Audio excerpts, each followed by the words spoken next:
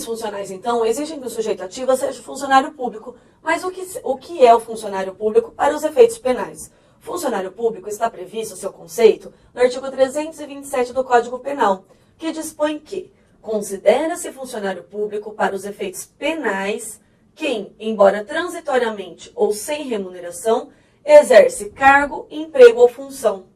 Então, aqui, para os efeitos penais, o funcionário público é aquela pessoa que, ainda que de forma transitória ou sem remuneração, estiver exercendo cargo, emprego ou função pública.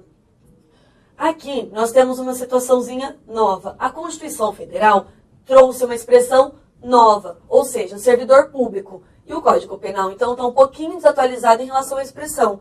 Mas o Código Penal continua usando a expressão funcionário público, como a gente vai ver nas descrições dos artigos dos tipos penais.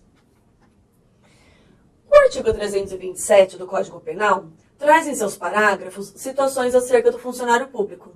Sendo que o parágrafo 1º, ele vai equiparar pessoas à condição de funcionário público. Ou seja, parágrafo 1º, equipara-se a funcionário público quem exerce cargo, emprego ou função em entidade paraestatal e quem trabalha para a empresa prestadora de serviço contratada ou conveniada para a execução de atividade típica da administração pública.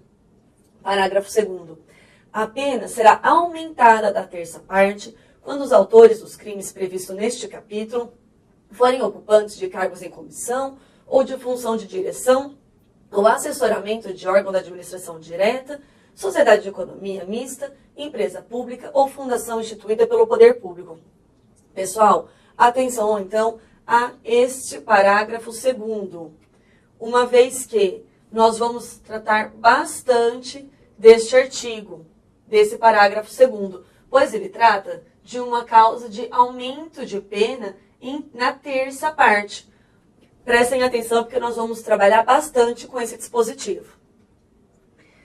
Nós temos, então, que a lei penal adota um conceito amplo de funcionário público e não se vincula às definições que nós estudamos no direito administrativo, porque aqui ele visa uma maior proteção dos interesses da administração. Então, verifica-se que basta o exercício temporário de uma função pública, ainda que gratuita, para ser considerado funcionário público, como, por exemplo, as pessoas que constam lá no Tribunal do Júri como jurados, e também os mesários no dia das eleições. Mas o que seria o munus público? O munus público significa que não são considerados funcionários públicos, para os efeitos penais, aqueles que exercem certos cargos, como, por exemplo, os inventariantes, curadores, tutores e administradores judiciais.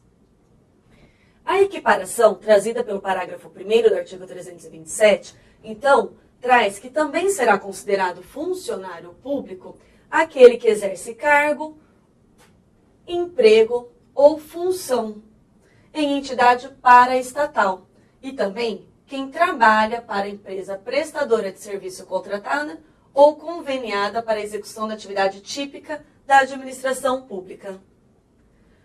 Mas o que seria, então, o funcionário público estrangeiro? O funcionário público estrangeiro, nos moldes do artigo 337-D, para os efeitos penais, são aqueles que, ainda que transitoriamente ou também sem remuneração, exerce cargo, emprego ou função pública em entidade estatal ou em representação diplomática de país estrangeiro, nos moldes da Lei 10.467 de 2002. E equipara-se a funcionário público estrangeiro aquele que exerce cargo, emprego ou função em empresas controladas, diretamente ou indiretamente, pelo poder público de país estrangeiro ou em organizações internacionais. Esse parágrafo único também foi incluído pela Lei 10.467 de 2002. A extraterritorialidade aqui, que a gente vai trazer para vocês, é a extraterritorialidade incondicionada, que está prevista no artigo 7º, inciso 1, a linha C do Código Penal, que significa que, nos termos desse dispositivo, ficam sujeitos à lei brasileira, embora cometidos no estrangeiro, os crimes praticados contra a administração pública por quem está a seu serviço. E nós temos a situação da reparação do dano que vai beneficiar o agente com a progressão do regime, que está prevista no artigo 33, parágrafo 4º do Código Penal.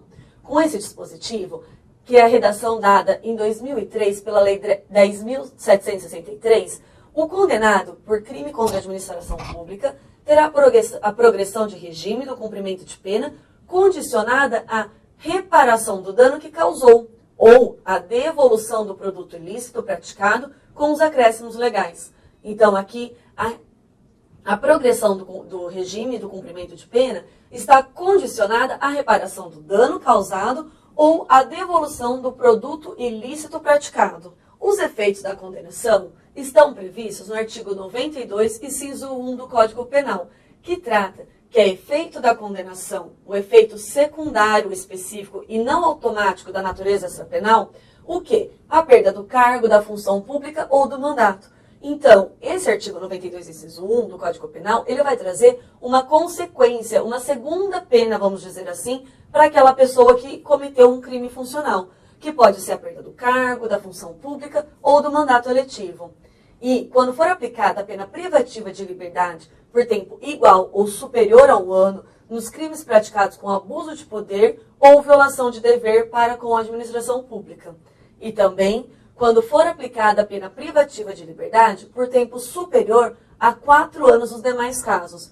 Nessas duas situações, então, haverá o efeito da condenação como o efeito secundário, sendo a perda do cargo, da função pública ou do mandato eletivo. Pessoal, nos próximos blocos, então, nós vamos dar continuidade aos crimes funcionais. Nós vimos primeiro, então, o que é o funcionário público, quem é essa pessoa que se encaixará nos crimes funcionais. A partir do próximo bloco, nós vamos estudar 1 a 1. Espero vocês. Obrigada.